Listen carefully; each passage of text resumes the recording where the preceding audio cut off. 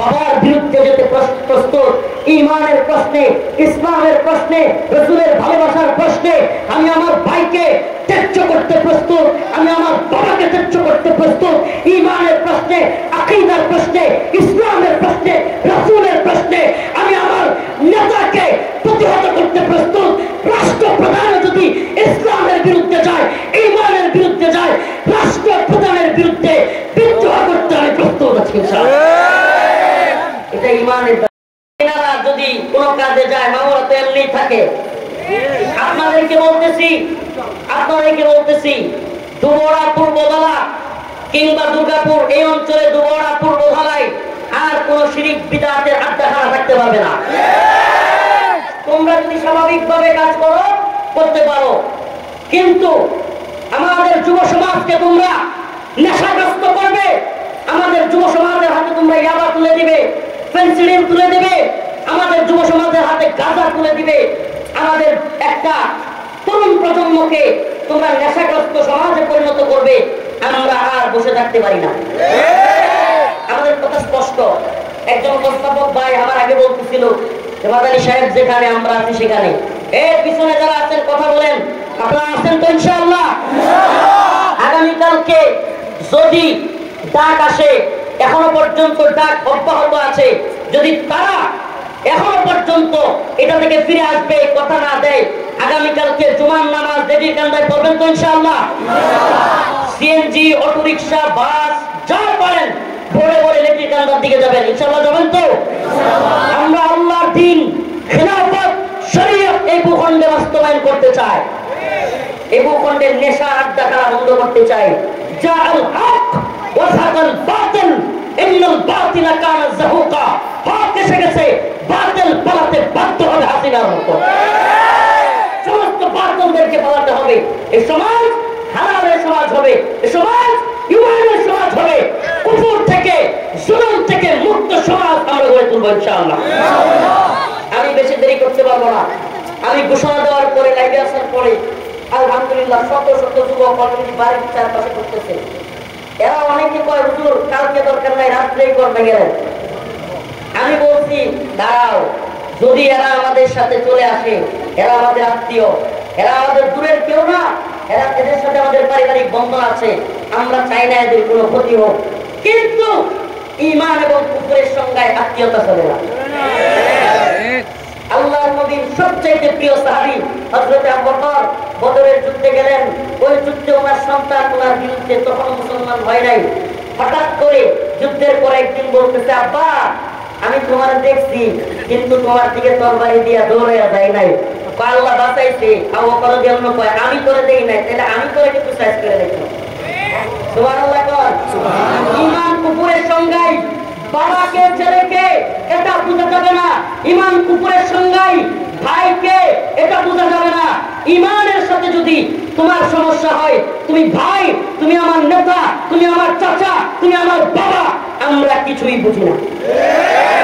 ঈমানের পক্ষে থাকবা আলহামদুলিল্লাহ।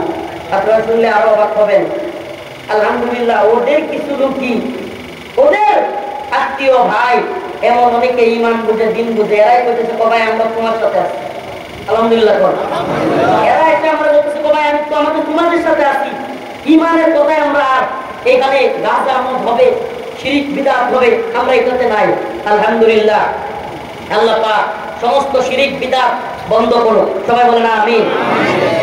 আজকের পরে নাচা গানা আর যদি তারা নেশা এগুলো করতে চায়, ওরসের নামে বন্দানি করতে চায়, ইনশাআল্লাহ আপনারা এলার্ট থাকবেন। আমি যদি ডাক দেই, প্রত্যেকটা রাস্তার মোড়ে মোড়ে, এই পাগলবাড়ির প্রত্যেকটা রাস্তার মোড়ে মোড়ে শত শত যুবক ভলান্টিয়ার দিয়া এক একটা নেশাখোরকে থাপড়ে বাড়িতে বাড়ায় দেওয়া হবে। আছেন তো ইনশাআল্লাহ? প্রত্যেকটা রাস্তায় আমরা পাহারা দিব। কোন নেশাখোর, কোন মদখোর, গাঁজাখোর বন্দানি করবার জন্য পাগলবাড়িতে যেতে পারবে না। ভলান্টিয়ার হওয়ার জন্য ঈমানের রাজি আছেন তো ইনশাআল্লাহ? এই হাত তুলে না, শিরিকের বিরুদ্ধে ঈমানের পক্ষে দাঁড়াবার জন্য রাজি আছেন তো ইনশাআল্লাহ? আমরা বিশৃঙ্খলা চাই না, বিশৃঙ্খলা চাই না, কিন্তু শিরিক বিদআত এগুলোকে আমরা প্রশ্রয় দিতেও পারি না। জাআল হক ওয়া যাকাল বাতিল ইন্নাল বাতিলা কানা যাহুকা। সুবহানাল্লাহ। আল্লাহ নবী সাল্লাল্লাহু আলাইহি সাল্লামের সাথে একদিন মক্কার এক কাফের দেখা করতে আসছে। রাসূল তখন মদিনায়। রাসূলুল্লাহ সাল্লাল্লাহু আলাইহি সাল্লামের সাথে দেখা করতে আইসা আল্লাহ নবীর দাড়ি ধরতে গেছে। নাউযুবিল্লাহ। হঠাৎ করে আবু বকর রাদিয়াল্লাহু আনহু তরবারিটা নিয়ে ওর হাত থেকে এইভাবে হাতটা সরাইয়া দিছে।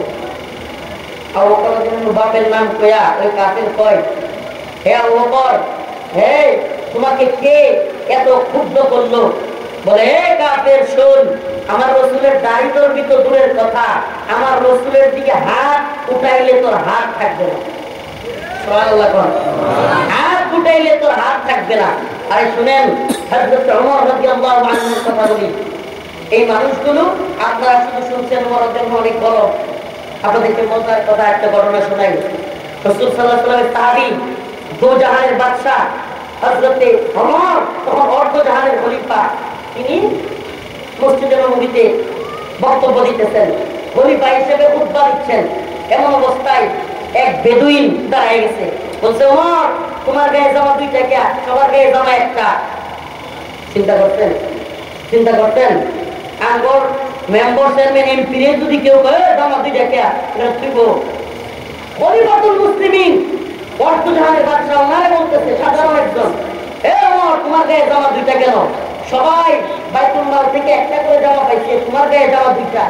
হযরত ওমর কয়, আব্দুল্লাহ, একটু দাঁড়ায় জবাব দাও। হযরত আব্দুল্লাহ ইবনে ওমর দাঁড়ায় বলেন, হে ভাই, আমার বাবার গায়ে জামা দুইটা। এর কারণ হলো আমাকেও বাইতুল মাল থেকে একটা দেওয়া হয়েছে, আমার আব্বাকেও একটা দেওয়া হয়েছে।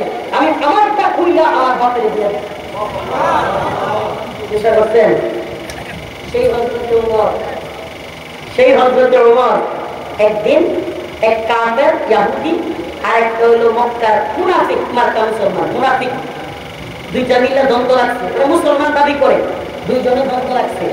ইহুদি একজন, আরেকজন কি মুনাফিক বলবো না, ওই সময় তো মুসলমান কামদারি। দ্বন্দ্ব হয়েছে জমি নিয়া। হযরত আবু বকরের কাছে গেছে। হযরত আবু বকর ন্যায় বিচার করেছেন, ফায়সালা গেছে ইহুদির পক্ষে। কার পক্ষে? ফায়সালা কার পক্ষে গেছে? সে কয়, আমি বিচার মানি না। নামদারি মুসলমানরা কি কয়? আমি বিচার মানি না। এবার গেছে রাসূলুল্লাহ সাল্লাল্লাহু আলাইহি ওয়াসাল্লামের কাছে। রাসূল সাল্লাল্লাহু আলাইহি ওয়াসাল্লাম বিচার করলেন, সেটাও ইহুদির পক্ষে চলে আসছে। কারণ সঠিক বিচার, ইসলাম এমন এক ধর্ম, সঠিক বিচারের ক্ষেত্রে অন্য ধর্মের লোক হলেও বিচার বিচার। দুইজনের বিচার ওই নামদারি মুসলমান মানে না। কয়, চলো ওমরের কাছে যায়। কার কাছে যায়? হযরত ওমরের কাছে গেল বিচার নিয়ে। হযরত ওমর জিজ্ঞেস করলেন, তোমরা কিসের বিচার নিয়ে আসছো? জমির। এখন ওই যে ইহুদি, সে বলতেছে, ওমর, আমরা তোমার কাছে আসার আগে আরো দুইজনের কাছে সালিশ নিয়ে গিয়েছিলাম। ওই বড় কে কে? হযরত আবু বকর এবং জনাবে মুহাম্মদুর রাসূলুল্লাহ সাল্লাল্লাহু আলাইহি ওয়াসাল্লাম। হযরত ওমর কয়, তুমি দুইজনের কাছ থেকে বিচার করে আসছো? হ্যাঁ। কার পক্ষে গেছে? তা আমার পক্ষে। আমার পক্ষে। তাইলে সমস্যা কি? সেই দুইজনের বিচার মানে না, আপনার বিচার মানবো। আমার বিচার মানবা? একটু বসে, আমি ঘর থেকে আসি। ভাই একটু বল, আমি ঘর থেকে আসি। ঘর থেকে হযরত ওমর উন্মুক্ত তরবারি নিয়ে আয়েশায় কথা বলেছে। আল্লাহ কথা বলছে, আমাদের মুসলমান মুনাফিক ফেলে দিছে। আমি দুইটা ঘটনা একটু আপনাদেরকে আবারও বলতে চাই। এক জায়গায় উনি খলিফাতুল মুসলিমিন, এক জায়গায় উনি কি খলিফাতুল মুসলিমিন, উনাকে সরাসরি টার্গেট করে বলল, ওমর, তোমার গায়ে দুইটা জামা কেন? উনি মারেন নাই, কিছুই করেন নাই, এমনকি কথাও বলেন নাই। ওনার ছেলেকে বললেন, বেটা জবাব দাও। তার ছেলে দাঁড়ায় বললো, আমার গায়ের জামা আমি বাপেরে দিয়ে দিচ্ছি। অথচ আরেক জায়গায় রাসূলের বিচার মানে নাই, সাথে সাথে ওমরের তরবারি কল্লাই। তাইলে বোঝা যায় ব্যক্তিগত সমস্যায় নবী সাহাবায়ে কেরাম চুপ থাকতেন, কিন্তু দিন ঈমানের প্রশ্নে চুপ থাকার প্রশ্নই আসে না। সুবহানাল্লাহ কোন? সুবহানাল্লাহ বলেন। হযরত আবু বকর বলতেন দ্বীনের ক্ষতি হবে, আর ওয়ানাহাই, আমি আবু বকর জীবিত থাকবো, এটা একসাথে হতে পারে। দিন ইমানের। এই জন্য আমি আবার বলি, আমার আত্মীয় স্বজন, আমার পাগল বাড়িতে আত্মীয়তার সম্পর্ক, কিন্তু আত্মীয়তার সম্পর্ক ইমানের ঊর্ধ্বে উঠতে পারে। ইমানের প্রশ্নে, দ্বীনের প্রশ্নে আমরা অবশ্যই অবশ্যই সকলের বিরুদ্ধে যেতে প্রস্তুত। ইমানের প্রশ্নে আমি আমার বাবার বিরুদ্ধে যেতে প্রস্তুত।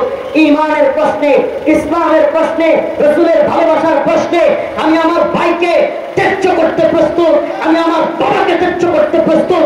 ইমানের প্রশ্নে, আকীদার প্রশ্নে, ইসলামের প্রশ্নে, রাসূলের প্রশ্নে আমি আমার নেতাকে প্রতিহত করতে প্রস্তুত। রাষ্ট্রপ্রধান যদি ইসলামের বিরুদ্ধে যায়, ইমানের বিরুদ্ধে যায়, রাষ্ট্রপ্রধানের বিরুদ্ধে বিদ্রোহ করতে আমি প্রস্তুত আছি ইনশাআল্লাহ। এটা ইমানের দাবি। এটা কিসের দাবি? ইমানের দাবি। এজন্য কথা লম্বা করবার সুযোগ নাই।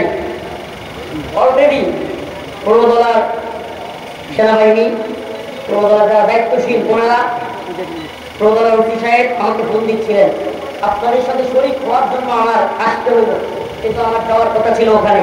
ওই বিষয়টা অলরেডি উত্তপ্ত এলাকা, এজন্য আমার এখানে থাকাটা শুভনীয় নয়। আমি এই জন্য আয়েশাই বলতেছিলাম আমি চলে যাব, কিন্তু আপনাদের সাথে সাক্ষাৎ করে গেলাম। প্রিয় দুয়ারাবাসী, ইনশাআল্লাহ আগামীতে আবারও দেখা হবে, অনেক প্রোগ্রামে ইনশাআল্লাহ আগামীতে দেখা হবে। আজকের মতো বিদায় নিতে হবে। আপনাদের কাছে দোয়া চাই, একটু বাড়তি দিয়ে আমরা কেউ জুলুমের শিকার হোক, এটা আমরা চাই না। শুনেন শুনেন, ক্ষমতার পালা বদলে আওয়ামী লীগ জুলুম করেছে, আর যদি আপনি আমিও জুলুম করি তাইলে আমিও তো তার মধ্যেই হয়ে গেলাম। কথা বল না কেন?